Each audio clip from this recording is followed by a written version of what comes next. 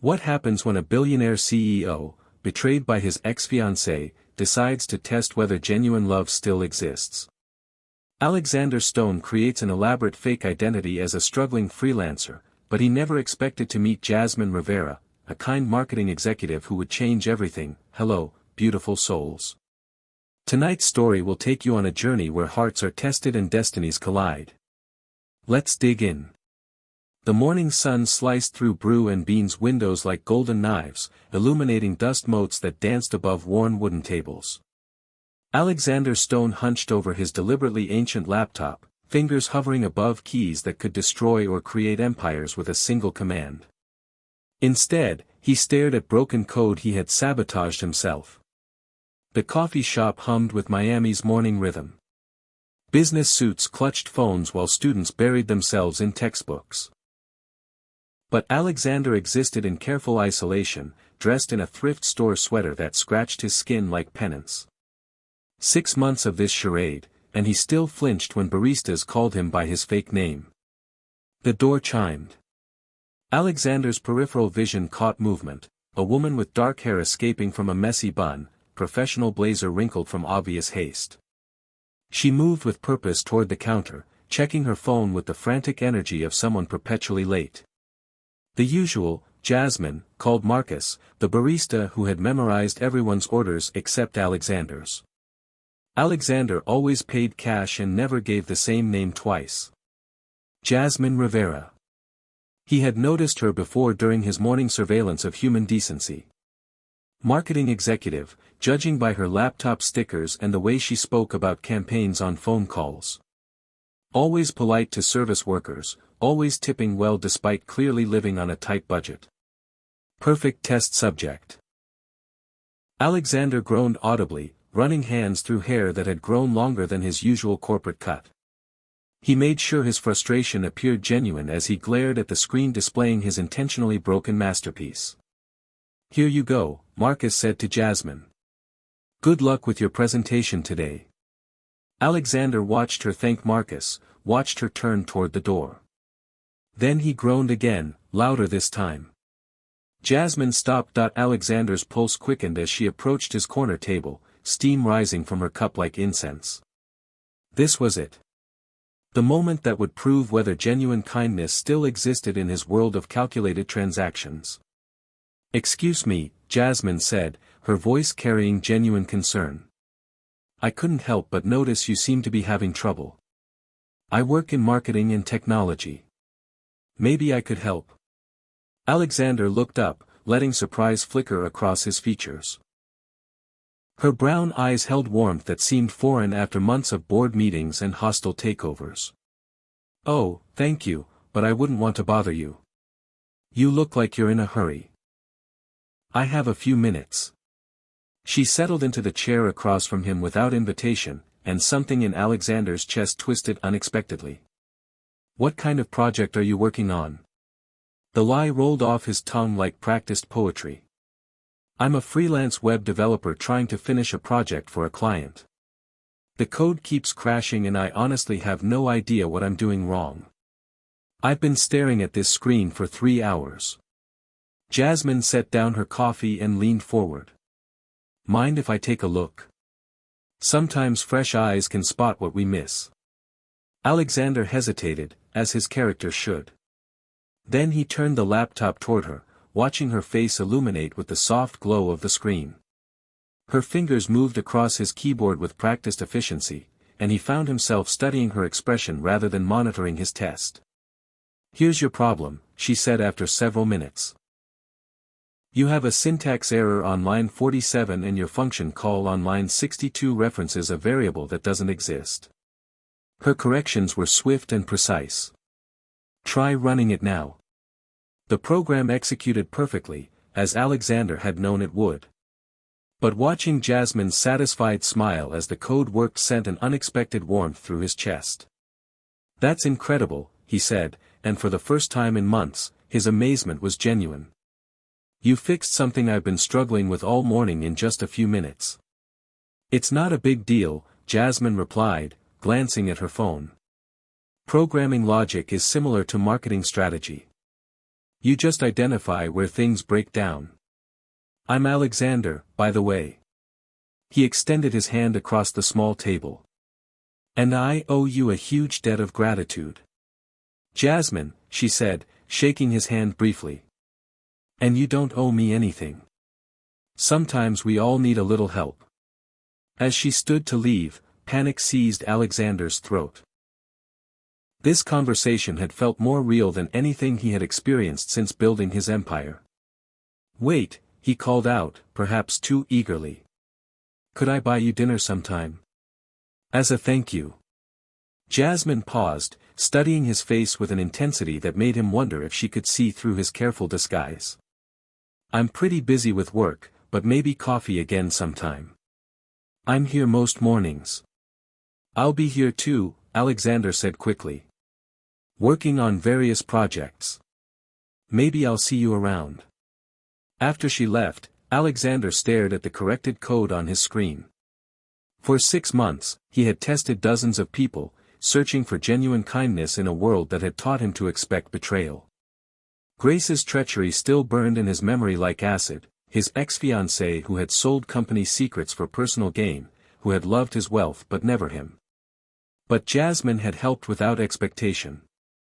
Had asked nothing about his prospects or income. Had seemed genuinely pleased simply to solve his problem. Alexander closed the laptop and walked to the window, watching Jasmine hurry down the street toward her office building. His phone buzzed with messages from board members and investors, reminders of the Fortune 500 company waiting for his decisions. The weight of his double life suddenly felt crushing. What had started as a clinical test of human nature now felt like something far more dangerous. Something that could destroy everything he had built, or save what remained of his soul. 3 weeks of morning coffee meetings had carved a dangerous groove in Alexander's carefully constructed life. Each conversation with Jasmine felt like stepping closer to a cliff edge he couldn't see. She spoke about marketing campaigns with the passion of someone who believed business could genuinely help people. He found himself sharing thoughts about technology and innovation that came from his real self, not his struggling freelancer persona. The autumn morning carried Miami's familiar humidity as Jasmine settled into what had become her chair across from him. Sunlight caught the concern in her brown eyes as she studied his deliberately tired expression. You look exhausted, she observed, wrapping her hands around her coffee cup. Late night again. Alexander rubbed his temples, the gesture now automatic. I've been up working on a project. The client is being difficult about payments, and I'm starting to worry about making rent this month. The lie tasted bitter on his tongue. Last night he had actually been in emergency board meetings, making decisions that would affect thousands of employees. But watching Jasmine's face crease with genuine worry made his chest tighten with unfamiliar guilt. That's terrible, Jasmine said, leaning forward. Have you considered freelancing platforms that offer payment protection? I could help you set up profiles on a few sites. Alexander stared at her, stunned by her immediate desire to help. In his real world, people approached him with hands extended, looking for opportunities to benefit from his wealth. Here sat a woman offering to spend her free time solving his fabricated problems. That's really kind, but I wouldn't want to impose, he managed. It's not imposing. Jasmine pulled out her phone with determined efficiency. I actually have connections in the tech industry. Maybe I could introduce you to potential clients who pay fairly. What Alexander didn't know was that Jasmine had already begun making inquiries. She had reached out to contacts at marketing agencies, describing a talented developer she knew who deserved better opportunities. Her belief in abilities she had witnessed only once had prompted her to become an advocate for his success. You know what, Jasmine said, seeming to reach a decision. There's a networking event Thursday for tech professionals and marketing agencies. Would you like to come with me? Alexander's blood froze. A professional networking event in Miami's tech scene would be like stepping into a room full of people who knew his face from magazine covers and conference stages. I'm not sure I'd fit in at something like that, he said carefully. Don't be ridiculous, Jasmine replied with surprising firmness. You're talented and hardworking. You deserve the same opportunities as anyone else. Her unwavering faith hit him like a physical blow. When was the last time someone had believed in him because of his character rather than his bank account? That evening, Alexander stood in his penthouse apartment, floor-to-ceiling windows offering a commanding view of the Miami skyline his company had helped shape. His phone buzzed with the daily call from David Park, his assistant and one of the few people who knew about his elaborate deception. "Sir, this is getting complicated," David's voice carried careful concern through the phone. "What happens when she discovers the truth?" Alexander loosened his tie, the expensive silk feeling like a noose. "I need to know if genuine connection is possible, David. Every relationship since I built this company has been tainted by wealth and expectations. But you're building this relationship on deception," David pointed out gently. "How is that genuine?" Alexander moved to his desk, where financial reports showed Stone Technologies' latest quarterly earnings. Numbers that would make Jasmine's yearly salary look like loose change. "I'm being who I really am underneath all this," he gestured around his luxurious space. "The money, the company, the public profile, none of that is the real me. With respect, sir, it is part of who you are now. You can't separate yourself from what you've built." "Can't I?" Alexander's voice carried an edge of desperation. "This woman helped me expecting nothing in return, David. She's advocating for my success, offering to introduce me to contacts, planning to take me to networking events. All for someone she thinks is struggling to pay rent." David's silence stretched across the phone line before he spoke again. "What's your endgame here? This can't continue indefinitely." Alexander stared at his reflection in the darkened windows. "I don't know anymore." The next morning brought rain that drummed against Brew and Bean's windows like impatient fingers. Alexander arrived early, choosing a table with clear views of both entrances. His paranoia had heightened since Jasmine's networking event invitation. Every face that entered could potentially recognize him. Jasmine pushed through the door, shaking raindrops from her hair. She spotted him immediately now, her smile automatic and warm. As she approached with her coffee, Alexander noticed she carried a manila folder. "I have something for you," she said, settling into her chair with barely contained excitement. "Remember those contacts I mentioned?" She opened the folder, revealing printed emails and business cards. "I reached out to 3 agencies yesterday. 2 of them want to schedule interviews, and the 3rd has a project that might be perfect for you." Alexander stared at the papers, each one representing Jasmine's genuine effort to improve his fabricated life. The weight of her kindness felt crushing. "Jasmine, He began, then stopped. How could he explain that her generosity was wasted on someone who could buy and sell the companies she was trying to help him work with? "I know it's overwhelming," she said, misinterpreting his hesitation. "But you have to start believing in yourself. Your skills are valuable, Alexander. You just need people to see that." Her use of his real name, the only true thing he had shared with her, sent electricity through his veins. She believed in Alexander Stone the person, not knowing he was also Alexander Stone the CEO. "Why are you doing this?" he asked quietly. "You barely know me." Jasmine's expression grew serious. "Because everyone deserves someone in their corner. And because..." She paused, a flush creeping up her neck. "Because I care about what happens to you." The confession hung between them like a bridge Alexander was terrified to cross. In her eyes, he saw something he had forgotten existed, someone looking at him without calculating his net worth or considering what he could do for them. His phone buzzed against his leg.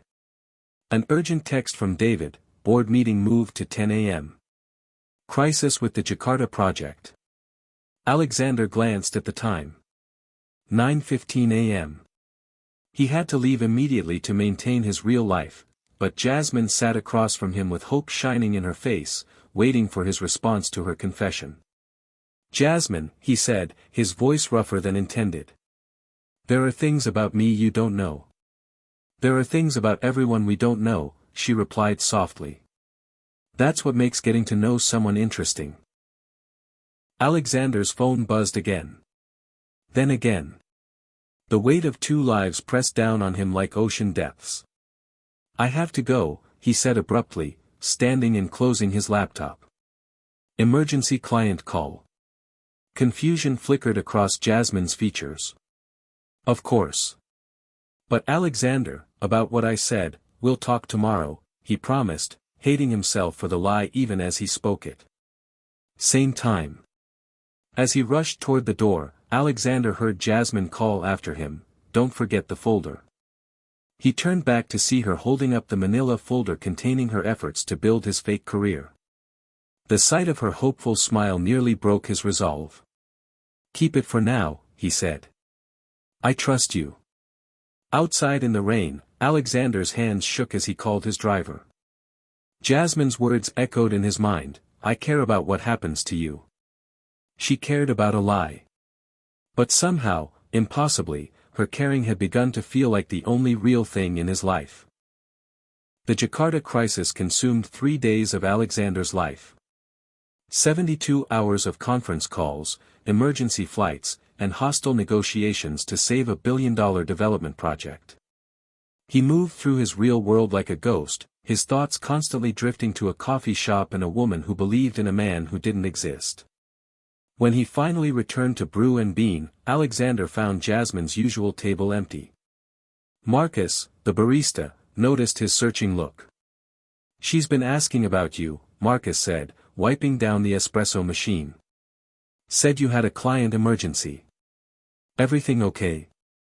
Alexander nodded, ordering coffee he didn't want while scanning the room. The manila folder sat on the counter beside the register, Jasmine's handwriting across the front, "For Alexander, when you're ready." Inside, he found not just the contact information she had gathered, but a handwritten note, "I know this is scary, but I believe in you. Take your time. I'll be here when you're ready to take the next step. J." Alexander's chest constricted as he read her words. She had interpreted his sudden disappearance as fear about job interviews, not the corporate emergency that had actually pulled him away. Her understanding, even when built on false assumptions, felt like absolution he didn't deserve. His phone buzzed. A text from Jasmine. The Fontainebleau Miami Beach Hotel ballroom glittered with the kind of understated luxury that screamed expensive taste. Crystal chandeliers cast warm light over networking tables where Miami's tech elite mingled with marketing professionals. Alexander stood outside the ballroom entrance, wearing his thrift store sweater like armor, watching through the glass doors as familiar faces moved through the crowd. Jasmine appeared at his elbow, radiant in a navy dress that probably cost her a week's salary. Her excitement was palpable as she squeezed his arm. "Ready?" she asked, eyes bright with anticipation. "I already spotted Sarah Martinez from Velocity Marketing. She specifically asked me to introduce you." Alexander's throat constricted. Sarah Martinez had been in the audience when he delivered the keynote address at last year's Tech Innovators Conference. She would recognize him in seconds. "Jasmine, I can't do this," he said, backing away from the doors. "Hey." She moved in front of him, hands on his shoulders. "I know you're nervous, but these people aren't better than you. You have talents they need." If only she knew how backwards that statement was. Alexander Stone could buy most of the companies represented in that room. But the man Jasmine believed him to be, the struggling freelancer who needed her advocacy, that man would indeed be intimidated by this crowd. "What if I embarrass you?" he asked, the question carrying more weight than she could know. "Impossible," Jasmine said firmly. "You could never embarrass me, Alexander. I'm proud to be here with you." Her unwavering faith shattered something inside his chest. Before he could lose his nerve, Alexander took her hand and pushed through the ballroom doors. The familiar soundtrack of networking events washed over them, polite laughter, clinking glasses, the shuffle of business cards changing hands. Alexander kept his head down, following Jasmine toward a cluster of people near the registration table. "Sarah!" Jasmine called out, her voice carrying professional warmth. I'd like you to meet Alexander Stone, the developer I mentioned. Sarah Martinez turned, and Alexander watched recognition flicker across her features like lightning. Her polite smile faltered for just a moment before snapping back into place. Alexander Stone, she repeated slowly, studying his face. Interesting. You look familiar. I have one of those faces, Alexander replied, keeping his voice steady. Sarah's eyes narrowed slightly. She was calculating, trying to reconcile the billionaire CEO she knew with the man in the threadbare sweater standing beside Jasmine. What kind of development work do you specialize in? Sarah asked, her tone carrying subtle skepticism. Before Alexander could answer, another voice cut through the conversation. Alexander? Alexander Stone. Alexander's blood turned to ice. Richard Chen, CEO of Digital Dynamics, was approaching with a confused smile. Richard had been in negotiations with Stone Technologies just last month. I'm sorry, Richard continued, now close enough that his voice carried to nearby conversations. You look exactly like Alexander Stone from Stone Technologies. The resemblance is remarkable. The group around them had grown quiet, drawn by the mention of the famous tech mogul. Alexander felt the weight of dozens of eyes as phones began emerging from pockets. I get that a lot, Alexander said, but his voice sounded hollow even to himself. No, seriously, Richard persisted, pulling out his phone. Let me show you.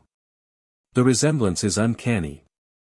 Alexander watched in slow-motion horror as Richard scrolled through photos, searching for images that would destroy his carefully constructed lie. Beside him, Jasmine looked confused but supportive, ready to defend him against what she perceived as mistaken identity harassment. Actually, Sarah Martinez said suddenly, her voice cutting through the murmur of gathering crowd. I think you're right, Richard. She held up her phone, displaying a clear photo of Alexander from a recent business magazine cover. The image showed him in an expensive suit, addressing a board meeting. The resemblance to the man standing before them in thrift store clothing was undeniable. Holy shit, someone whispered. That's actually Alexander Stone. The ballroom seemed to tilt around Alexander as conversations stopped and heads turned. The networking event transformed into a spectacle as people began recognizing the billionaire CEO hiding in plain sight among them. But the only face that mattered to Alexander was Jasmine's. He watched her expression change from confusion to shock to something that looked like betrayal.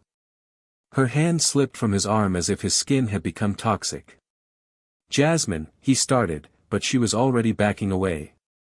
Excuse me, she said, her voice barely audible above the growing whispers and camera clicks. Alexander pushed through the crowd forming around him, following Jasmine as she made her way toward the exit. Behind him, he could hear Richard Chen explaining to anyone who would listen about Stone Technologies' latest acquisitions, about Alexander's net worth, about the empire he had built. He caught up with Jasmine in the hotel corridor outside the ballroom. She stood with her back against the wall, staring at him like he was a stranger. Let me explain, Alexander said desperately. Explain what? Jasmine's voice was quiet, but her eyes blazed with hurt. Explain how you lied to me for weeks. Explain how you let me advocate for your career while knowing you could buy the companies I was trying to help you work for. It wasn't supposed to happen like this, Alexander said. I never meant for you to get involved. Involved in what, exactly? Jasmine demanded. What was this to you, Alexander? Some kind of experiment? Were you studying how the poor people live? The accusation hit Alexander like a physical blow. No, that's not what this was. Then what was it? Jasmine stepped closer, her voice rising. Did you enjoy watching me scramble to help someone who didn't need help? Did you laugh about it with your assistant? The naive marketing executive who thought she was saving a struggling freelancer. Every word I said to you about who I am was true, Alexander said desperately. The money, the company, none of that is the real me. It's all you, Jasmine shot back. The lies, the deception, the games. That's who you really are, Alexander. Not the man I thought I knew. Before Alexander could respond, his phone buzzed urgently. A text from David: "Photos of you at the networking event are already hitting social media. Grace Martinez just called asking questions." Alexander's blood froze. Grace Martinez, his ex-fiancée who had betrayed him, who had disappeared after selling company secrets. If she was reaching out now, after months of silence, it could only mean trouble. "I have to go," Alexander said, distracted by implications he couldn't explain to Jasmine. "Of course you do," Jasmine replied bitterly. "Another client emergency?" Alexander looked at her one last time, memorizing the hurt in her eyes before she could hate him completely. "Jasmine, I know you don't believe me, but everything I felt for you was real. Real feelings built on fake foundations," she said. "That's not real at all, Alexander. That's just another lie you're telling yourself." As she walked away, Alexander's phone rang. David's name flashed on the screen with an urgency that meant crisis. "Sir, we have a problem," David's voice was tight with concern. "Grace Martinez didn't just call asking about the photos. She's been in contact with several board members, claiming she has information about stone technologies that could be damaging if revealed." Alexander closed his eyes, feeling the walls of his carefully constructed life collapsing around him. His deception with Jasmine had exposed him publicly, and now his ex-fiancée was moving to exploit that vulnerability. What kind of information? Alexander asked, though he suspected he already knew. "The kind that could destroy the company," David said grimly. "Sir, I think she's been planning this for months. Waiting for the right moment to strike." Alexander looked down the hotel corridor where Jasmine had disappeared, then at the ballroom where his cover had been blown spectacularly. In trying to find genuine connection, he had created vulnerabilities that could cost him everything. The test was over. And everyone had failed. The Stone Technologies boardroom fell silent as Grace Martinez finished her presentation. Alexander sat at the head of the mahogany table, watching the faces of his board members as they processed the evidence his ex-fiancée had laid before them. Financial documents, recorded conversations, emails, all painting a picture of questionable business practices that could destroy his company. "These documents appear to show systematic tax avoidance and potential fraud," said Margaret Kim, the board's longest-serving member. "Alexander, what's your response?" Alexander studied Grace across the table. She looked exactly as she had 6 months ago when she had betrayed him the first time, beautiful, composed, and utterly ruthless. But now he could see something else in her calculated smile: desperation. "These documents are forgeries," Alexander said calmly. "Sophisticated ones, but forgeries nonetheless." Grace's smile didn't waver. "I have corroborating evidence. Witnesses who will testify about your true business practices." "You mean the witnesses you paid to fabricate testimony?" Alexander asked, his voice still level. "The same witnesses whose bank accounts show deposits from offshore accounts you control?" For the first time, uncertainty flickered across Grace's features. Alexander continued, "Did you think I hadn't been investigating your activities since you disappeared? I know about the shell companies you established, the false identities, the systematic campaign to gather ammunition against Stone Technologies. What I couldn't figure out was your timeline. Until yesterday." He pressed a button on the conference table, and David Park entered carrying a tablet. "David has been monitoring your activities for months, Grace. We know you've been waiting for a moment of weakness, a public vulnerability you could exploit." David activated the wall display, showing surveillance photos, financial records, and communication logs. "Ms. Martinez." "Sir, we have a problem," David's voice was tight with concern. "Grace Martinez didn't just call asking about the photos. She's been in contact with several board members, claiming she has information about Stone Technologies that could be damaging if revealed." Alexander closed his eyes, feeling the walls of his carefully constructed life collapsing around him. His deception with Jasmine had exposed him publicly, and now his ex-fiancée was moving to exploit that vulnerability. What kind of information? Alexander asked, though he suspected he already knew. The kind that could destroy the company, David said grimly. Sir, I think she's been planning this for months. Waiting for the right moment to strike. Alexander looked down the hotel corridor where Jasmine had disappeared, then at the ballroom where his cover had been blown spectacularly. In trying to find genuine connection, he had created vulnerabilities that could cost him everything. The test was over. And everyone had failed. The Stone Technologies boardroom fell silent as Grace Martinez finished her presentation. Alexander sat at the head of the mahogany table, watching the faces of his board members as they processed the evidence his ex-fiancée had laid before them. Financial documents, recorded conversations, emails, all painting a picture of questionable business practices that could destroy his company. These documents appear to show systematic tax avoidance and potential fraud, said Margaret Kim, the board's longest-serving member. Alexander, what's your response? Alexander studied Grace across the table. She looked exactly as she had 6 months ago when she had betrayed him the first time, beautiful, composed, and utterly ruthless. But now he could see something else in her calculated smile, desperation. These documents are forgeries, Alexander said calmly. Sophisticated ones, but forgeries nonetheless. Grace's smile didn't waver. I have corroborating evidence. Witnesses who will testify about your true business practices. You mean the witnesses you paid to fabricate testimony? Alexander asked, his voice still level. The same witnesses whose bank accounts show deposits from offshore accounts you control.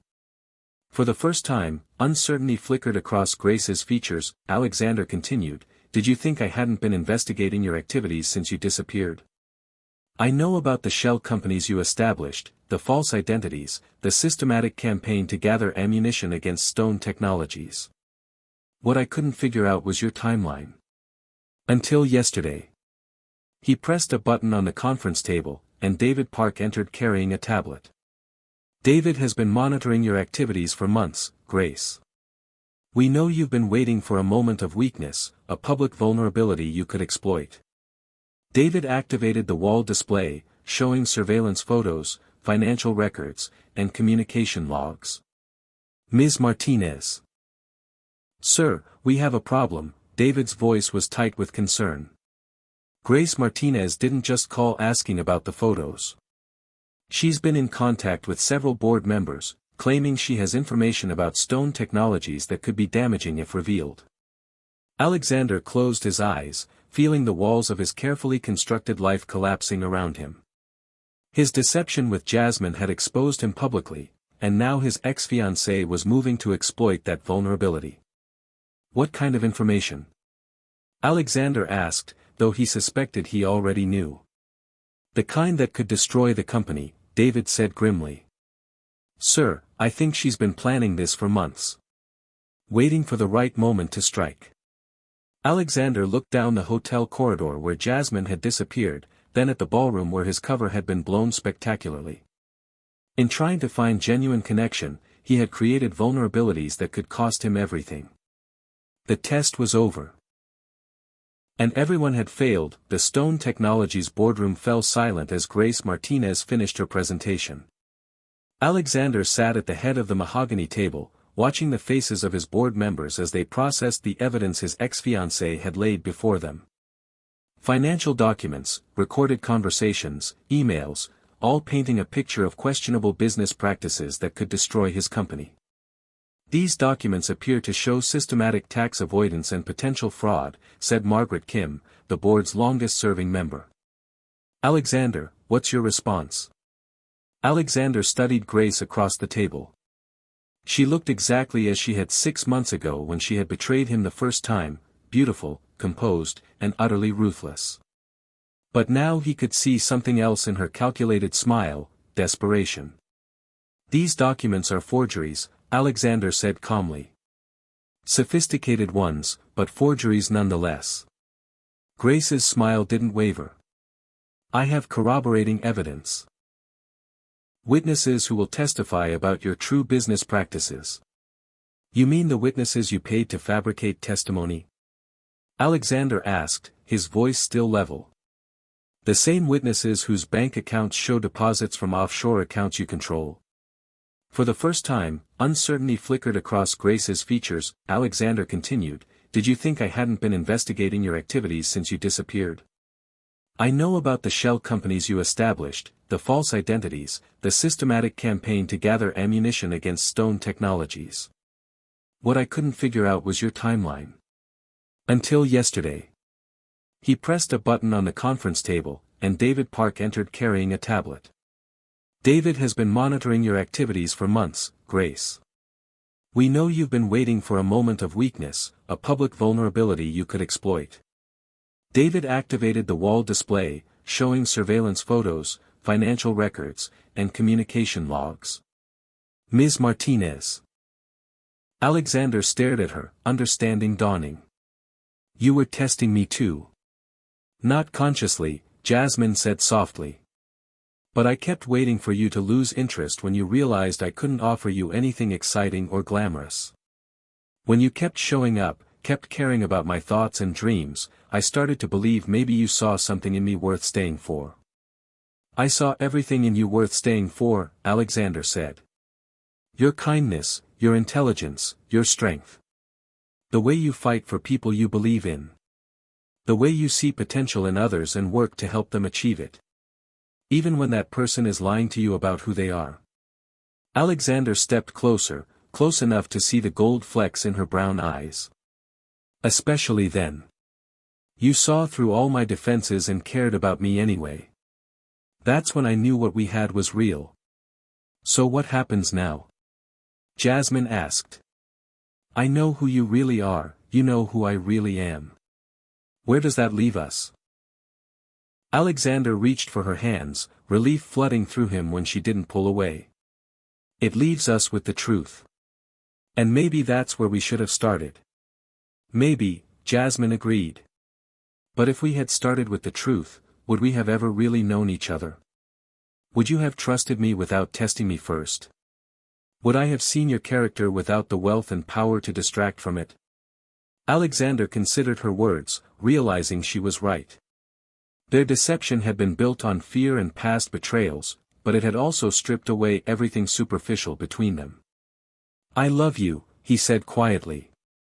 Not because you defended me to the board, not because you refused Grace's offer, but because you're the first person in years who made me remember who I used to be before I built walls around everything real.